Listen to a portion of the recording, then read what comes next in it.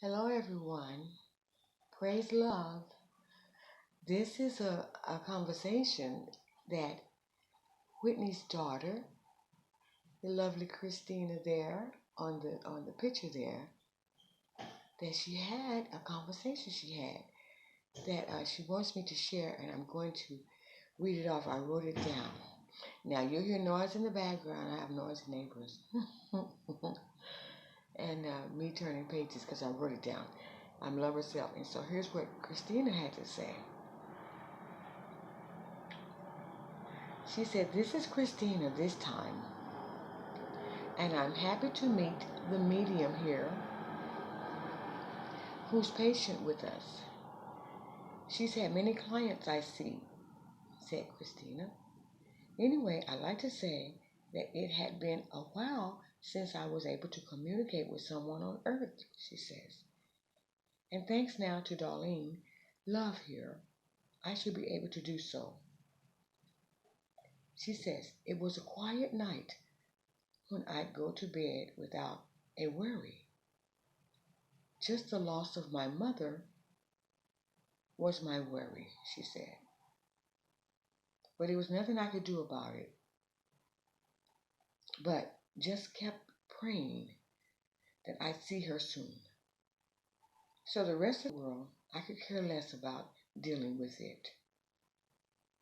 So that night that the incident happened to me, I was fully aware that somebody had killed my mom. I didn't have a doubt. No matter what they said in the news, I was going to find out who the murderer was, said Christine. "They kept saying my boyfriend, but he was nowhere near her. She was in her room alone, and he was elsewhere. And like my mom said earlier, the knock was from two white men. Not my boyfriend. He couldn't have done all of that alone anyway," she says.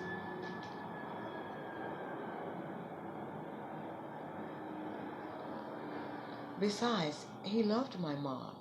We were going to get married." Now, speeding past that story, there, another one that led to my so-called demise, she says. "I was expecting my babe. We were going to go out on a date. But I got a call that I couldn't ignore. It said that he was in trouble. So I rushed to him, but come to find out, he was not. He wondered why I was so frantic. Then I told him someone told me he was dying. So I rushed to him. The caller sounded like a white man," she says.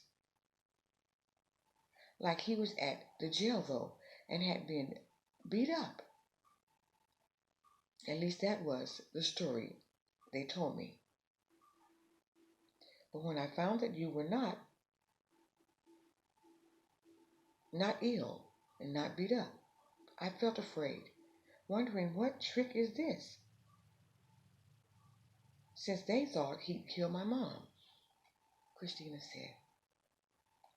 "So time passed, and like I said, I was alone one night, ready for bed, when all of a sudden, I too heard a knock. I thought it was my boyfriend, my fiance really, so I opened it foolishly, knowing we should check first. But I didn't. I forgot to do so. Then three men rushed in. One literally picked me up. I was frightened, so I fainted.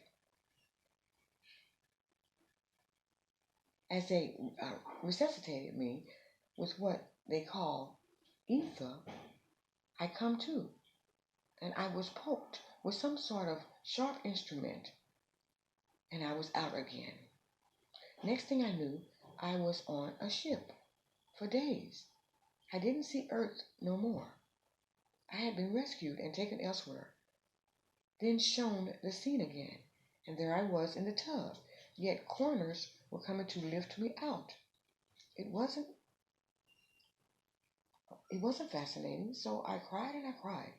Then when I got to a hospital where they pronounced me brain dead, but I wasn't, she says.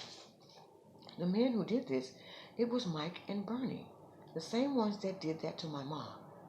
I don't know why they can't see the obvious. If two people have a plan, a plot, and they use it twice, who would say, oh, it's coincident? Look at Debbie and her daughter. Both died the same time. Praying. There's so much more I want to say, she says, but I see our writer is getting tired. Get back with me, listeners, please. This has been Bobby, Katrina, Christina. This is Love Herself. Oh my. I wasn't tired. I was just actually falling asleep, dozing off accidentally. Oh my. But anyway, there's so much more she's going to say. Please follow us on this same subject here. I'm Love Herself.